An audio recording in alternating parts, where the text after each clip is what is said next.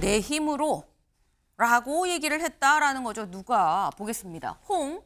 국힘 정남이 떨어져. 네, 권영세 타고난 인성이다. 라고 얘기를 했다라는 거예요. 어제 저희가 방송 중에 조금 전에 홍준표 전 대구시장이 글을 올렸어요. 청년의 꿈에 뭐라고 했느냐. 정남이가 떨어진다라고 이제 글을 올렸네요. 라고 말씀을 드렸었어요. 그거 잠깐 같이 볼까요? 이렇게 올렸습니다. 네. 한 번은 내가 이렇게 세웠지만 두 번째는 도저히 감당할 수가 없어서 그 당을 나온 겁니다. 정남이가 떨어져서 근처에도 가기 싫다라는 글을 올렸는데 이 글에 대해서 권영세 전 비대위원장이 또 이렇게 글을 올렸습니다. 자신의 SNS에. 이 당에서 2번 대권 도전, 2번 광역단체장 당선, 수차례 국회의원에 당선하신 분이 이제 와서 이러면 안 되지요. 타고난 인성은 어쩔 수 없나 봅니다. 라고 글을 올렸다라는 거죠. 네. 근데 사실 이게 김성태 의원님.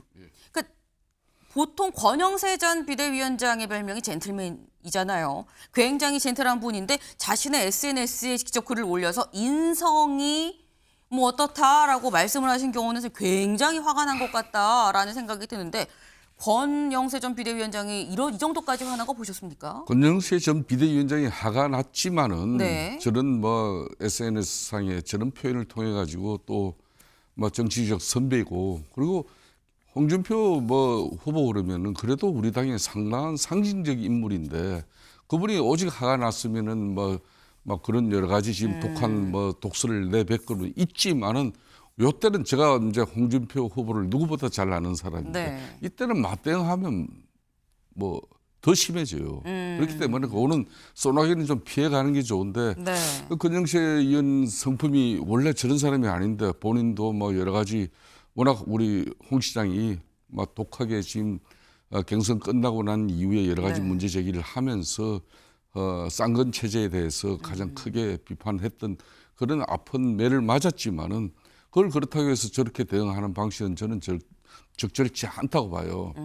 지금 이제 홍준표 시장이 국민의힘이 정남이 떨어져서 두 번 다시 쳐다보기 싫다. 네. 뭐 미국 갈 당시에 이제 제가 마침 뭐 동아 쪽에 이렇게 뭐 방송을 하다가 네. 제가 정남이 떨어져서 아마 그럴 거다. 이 이야기가 지금 해자가 돼버린 건데 그리고 본인 SNS도 저 글을 올려버렸는데 홍 시장 입장에서는 정남이 떨어졌죠.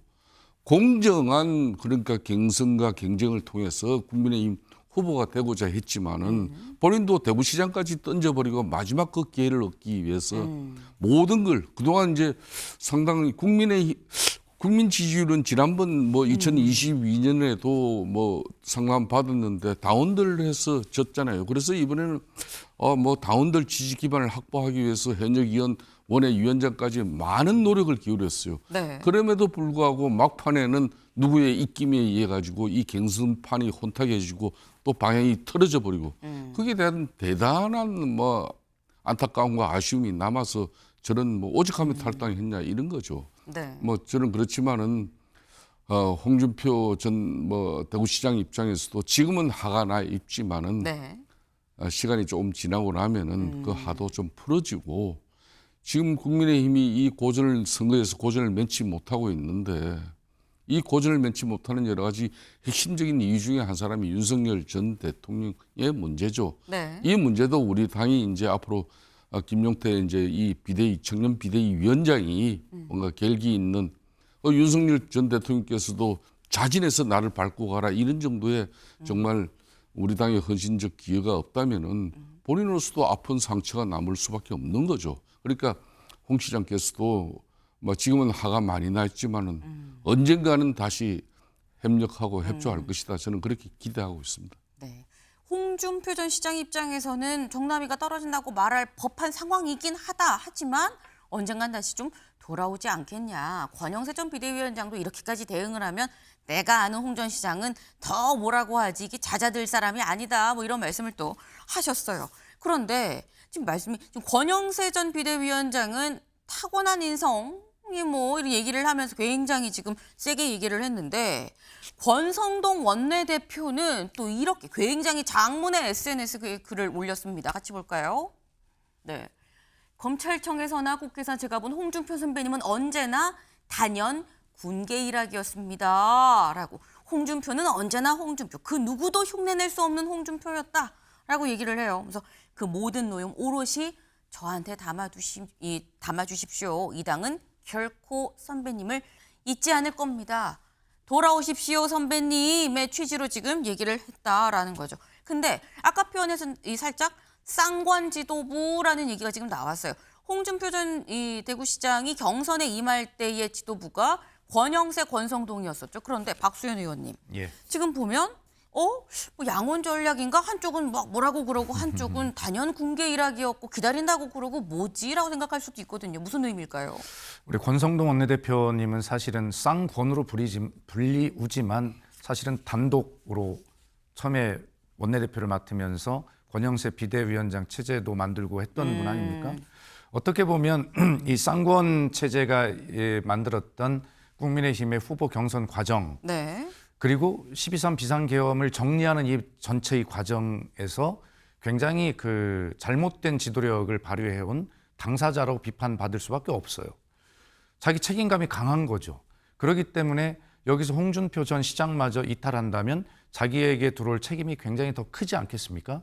그렇기 때문에 일단 이렇게 홍준표 전 대구시장께 이렇게 읍소하면서도 이걸 정리하려고 하는 이런 어떤 역할을 본인이 할 수밖에 없지요.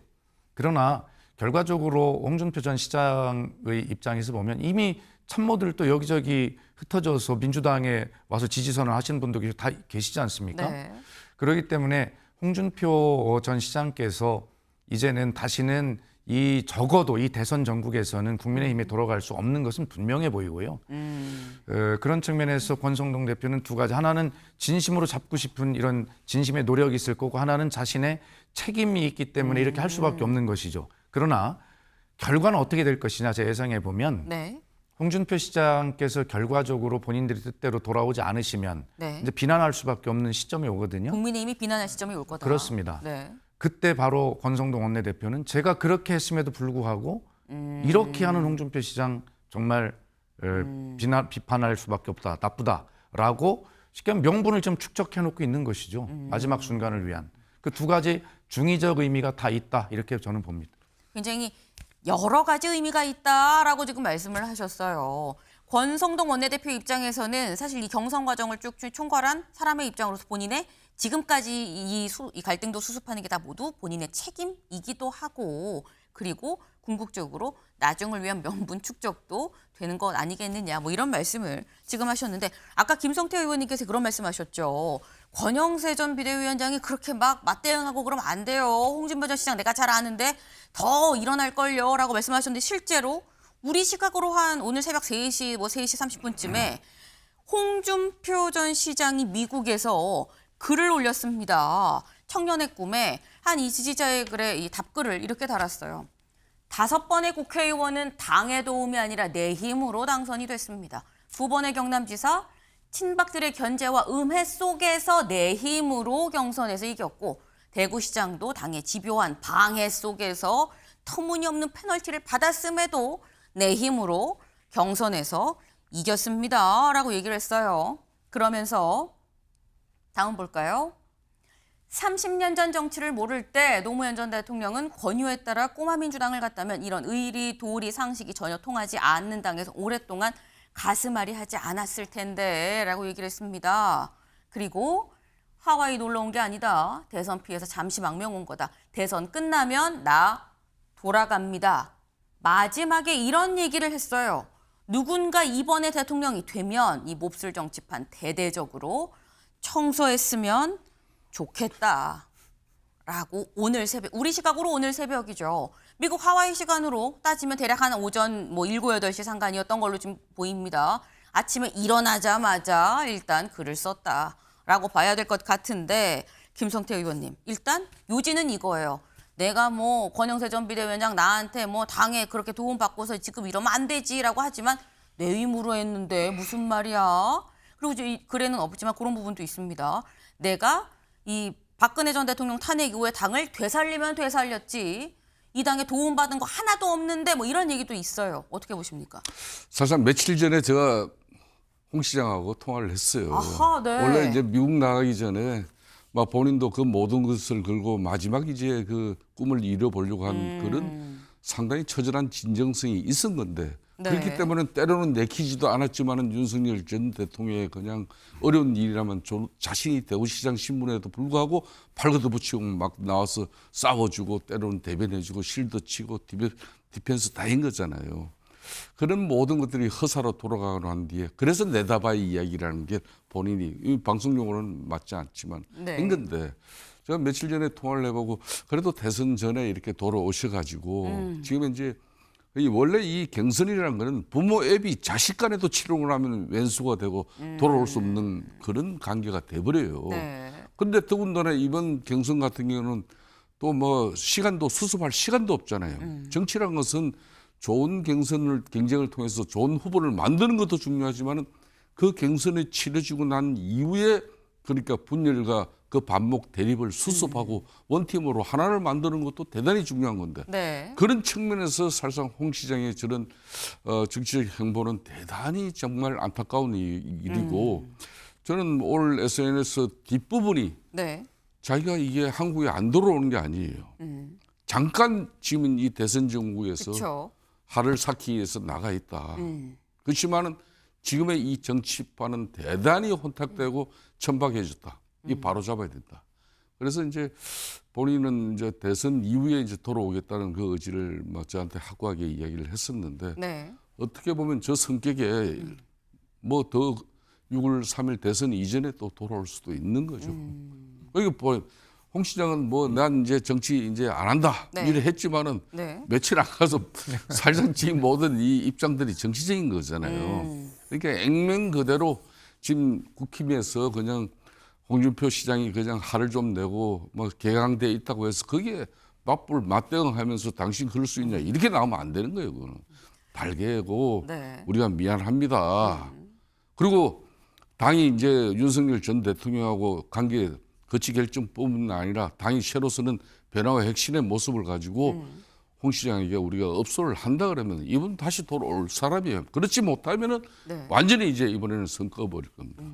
그래서 지금 이 김성태 의원님께서 이게 내가 사실 며칠 전에 미국 가기 며칠 전에 좀 통화를 했다라고 말씀하셔서 그럼 정확한 워딩이 뭘까 하고 굉장히 기대하고 그런 정확한 워딩이 딱 나오진 않았어요. 홍준표 전 시장은 그래서 가지 마세요라고 얘기한 거에 대해서 뭐라고 정확히 워딩을 하던가요? 사실 가고 난 이후에 아, 가기 미국에 전에는 가서? 뭐 식사를 하면 제가 뭐 이렇게 네. 하면서 그럼 미국에서 통화했을 때 뭐라고 하던가요? 그런 거죠. 그러니까 여전히 개강돼 있는 것이고 네.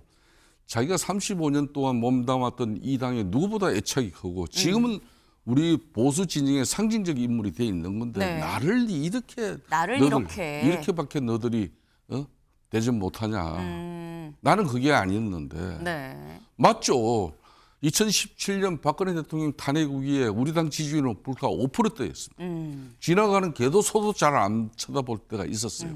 그렇지만 그 아픔 속에서도 박근혜 전 대통령을 출당시키면서 당이 자정 노력을 하면서 그때 문재인 정권의 적폐청산에 강력하게 대응하면서 네. 다시 보수 진영을 결집시켜서 지난 2022년 3년 전에 윤석열이라는 사람을 만들 수가 있었잖아요.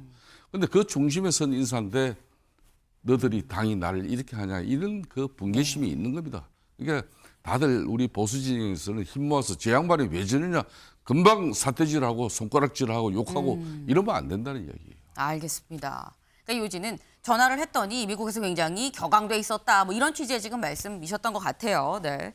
지금 어쨌거나 이 홍준표 전 시장은 여전히 화가 굉장히 많이 나 있는 상태인데 마지막 말이 이거죠. 네. 누군가 이번에 대통령이 되면 이 몹쓸 정치판 대대적으로 청소했으면 좋겠다라고 얘기를 했는데 홍준표 전 시장이 미국 가는 비행기를 기다리면서 공항에서 이준석 후보 만나서는 이번 대선은 이재명과 이준석 간의 양자 대결이다. 뭐 이런 얘기를 그 당시에 하고 미국으로 떠났거든요. 그렇다고 하면 박수현 의원님, 이재명 후보가 당선이 되면 이 몹쓸 정치판 대대적으로 청소 계획이 있습니까? 지금은 대통령이 될지 안 될지를 모르는데 그 답변할 수 있겠습니까? 아마 그런데 저도 정치인이지만 네. 우리 김성태 선배님 정말 존경하고 또 이런 이야기를 사적으로도 많이 나눕니다. 그런데 아마 이런 거 같아요. 정치 개혁이라고 하는 것은 늘상 필요한 것 아닙니까? 늘상 해야 하는 일이고요. 네. 근데 특히 이번에 홍준표 시장님의 말씀을 그냥 일반론적으로 해석을 하더라도 이번에는 더 특별한 정치 개혁이 필요하다. 왜? 비상계엄이라고 하는 명확한 사안에 대해서 이것마저도 명확하지 못하는 정치권이라고 하는 것은 존재할 이유가 없는 것입니다. 이것은 논쟁과 토론의 문제가 아니라 결과적으로는 옳고 그름, 선악의 문제로 정확하게 선택할 수 있는 문제인데 네. 그것을 토론의 장으로 논쟁의 장으로 끌고 들어감으로써 결과적으로 국민을 분열시킨 나쁜 정치 역할을 한 것이거든요. 이걸 바로 잡아야죠. 그래서 정치 개혁의 필요성과 함께 바로 이 문제를 정리하는 일을 깔끔하게 하지 않으면 대한민국이 올바른 방향으로 앞으로 나아갈 수 없다라는 것은 분명한 현실에 있어요. 네. 아마 홍준표 시장님께서 아무리 격앙돼 있으셔도 뭐 사람들 인적 청산하자는 쪽으로 말씀이 하셨겠습니까? 결과적으로 평상시에 하던 그런 정치 개혁의 필요성 강조에 플러스해서 이번 사태가 불러온 것들을 정확히 정리하지 못하는 국민에게 혼란과 분열만 주는 이런 거 깨끗하게 정리해야 된다. 이런 말씀으로 저는 해석을 하고 싶고요. 그 와중에 이 판을 이렇게 분열로 끌고 왔던 소위 쌍권 지도부라고 하는 것. 윤석열 대통령과 아직도 선을 끊지 못하고 있지 않아요? 네. 김문수 후보마저도 옴짝달싹 못하게 하고 있지 않습니까? 이런 구조를 만든 그리고 자기 자신을 이렇게 화나게 만든 공정하지 못한 경선을 치르게 한 쌍권 지도부는 청소됐으면 좋겠다. 이렇게 좀 구체적으로 좁혀보면 되지 않을까. 저는 그렇게 생각합니다. 네, 정치 번역기 지금 돌리셨어요. 구체적으로 콕 집은 건 사실 쌍권 지도부가 아니겠느냐라는 말씀을 지금 하셨는데 지금 홍준표 전 시장 국내에 있을 때보다 미국 하와이 가서 더 주목을 받고 있습니다. 다음 기사 볼까요? 민주당에서 나오는 홍준표 중용설 본인은 정계 은퇴했는데 점점점입니다. 박수현 의원님. 민주당에서 지금 홍준표 전 시장에 대한 중용설이 나온다라는 거예요. 이거 실체 있는 겁니까? 그건 뭐 제가 알 수가 없는 것이죠. 그리고 홍준표 네. 전 시장님께서요. 이제 중용이라고 하는 것은 자리에 임명하는 것을 중용이라고 하지 않겠습니까? 쉽게. 그런데 모든 것을 다 해보신 대통령만 빼놓고 다 해본 분 아닙니까? 거의. 네. 그런데 그런 자리에 욕심이 있어서 이재명 후보와 2번씩 통화하고 그러지는 않으셨을 겁니다. 아마 저 중용설이라고 하는 것은 역할이라고 저는 생각을 하는데 네. 아까 앞에서 말씀드렸던 이렇게 대한민국이 양극단으로 국민까지 갈라져 있는 이 현재의 대한민국에서 어떤 정치 집단을 지지하고 선택하는 것이 아니고 또 어떤 자리를 맡는 것이 아니고 네. 내 어떤 메시지로 역할을 통해서 이 국민을 하나로 통합시키는 그런 역할, 이런 역할을 충분하게 하실 수 있는 분이라고 생각하고 그런 길은 열려 있다고 생각하거든요. 지금 SNS만 가지고도 굉장히 그 파괴력 있는 역할들을 하고 계시지 않습니까? 네. 그래서 저는 이제 본인이 정계 은퇴를 선언하신 것이 부담이 되실 텐데 네. 이미 은퇴하신 와중에도 정치를 하고 계신 거잖아요. 저런 말씀은 저는 부담 가지실 거 없다 이런 생각이 들고 또 굳이 어떤 자리에 연연하실 에서 눈독을 들일 그럴 뿐이 아니기 때문에 네. 어떤 국민과 국가를 위한 본인의 어떤 역할론, 메시지로서 충분히 할 수 있고 뭐 이런 어떤 역할을 일단은 좀 균형 있게 하시겠다 이런 뜻이 아닐까 저는 이렇게 생각합니다. 네. 사실 안에서 뭐 중용설이 있고 없고 여기에 대해서 뭐 내가 그걸 말할 수 있는 상황은 아니다라고 말씀을 하셨지만 하지만 자리를 떠나서 충분히 역할을 본인이 할 수도 있고 모든 건 좀 열려 있는 거 아니겠느냐. 열린 결말이다라는 말씀을 지금 하셨어요. 사실 이 기사 관련해서 여기 이런 부분이 나옵니다. 볼까요? 중요한 건 홍 전 시장의 의사다. 맞죠? 그래서 물어봤다라는 거죠. 홍 전 시장한테. 그는 민주당이 러브콜 받아들일 겁니까? 라는 질문에 정계 은퇴했다. 목소리가 들리는 것 같아요. 이 정계 은퇴했다라고 얘기를 했다라는 거예요. 대선 전 이 후보와 막걸리 회동 가능성이 있느냐라고 묻자 6월 중순에 귀국한다라고 했다. 대선 전에 막걸리 회동할 가능성은 없다라는 얘기를 한 거죠. 하지만 무슨 말이야 라고 딱 자른 건 아니고 난 6월 중순에 들어가라고 얘기한 건 그럼 갔다 오면 막걸리 마실 건가? 라는 생각이 또 드는 대목이 분명히 있어요. 김성태 의원님. 또 말씀처럼 또 친하시잖아요. 예. 통화도 하시고 밥도 자주 드시고 하는데 홍준표 전 시장이 대선 끝나고 돌아와서 민주당 쪽으로 가서 뭘 역할을 할 가능성 얼마나 된다고 보십니까? 저는 이게 이제 상당히 대선판을 좀 혼탁하게 만드는 그런 민주당의 하나의 대선 전략이 일정 부분 뭐 지면을 통해서까지 저런 반영이 되고 있는 건데 네. 뭐 보수 진영이 그만큼 이제 결집이 이루어지지 않는 상황을 계속 연출해내고자 하는 그 의도가 있을 거예요. 그렇지만 이제 국민의힘 입장에서는 이제 민주당의 이재명 후보는 진적의 사실상 후보가 확정된 거랑 마찬가지이기 때문에 상당히 준비된 대선 전략 가지고 뭐 차질 없이 지금 완벽하게 진행하고 있죠. 네. 그 중에 일환 하나가 보수판을 뒤흔드는 전략이 들어가 있어요.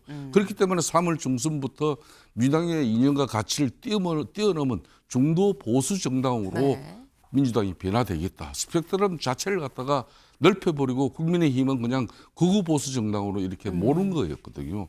그런 측면에서 이제 홍준표의 상당히 상징적인 보수의 인사를 러브콜 여러 형태로 보내고 있고 또 그런 측면에서 홍준표 지금 현재 시장이 상당히 한한 저 상황을 민주당 입장에서는 잘 활용하고 있다고 해도 과언이 아니겠죠. 그래서 말씀인즉슨 홍 시장은 안 갈 거다. 저는 쉽게 그렇게 가지 않습니다.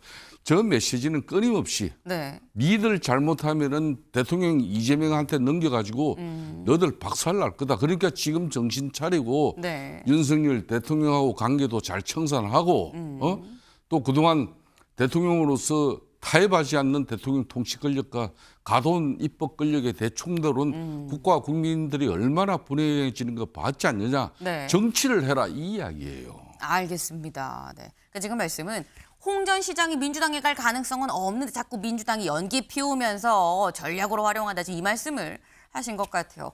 홍준표 전 시장 6월 중순에 온다고 하는데 중순에 오기 전까지 또 많은 글들을 올리지 않을까 하는 생각이 좀 듭니다.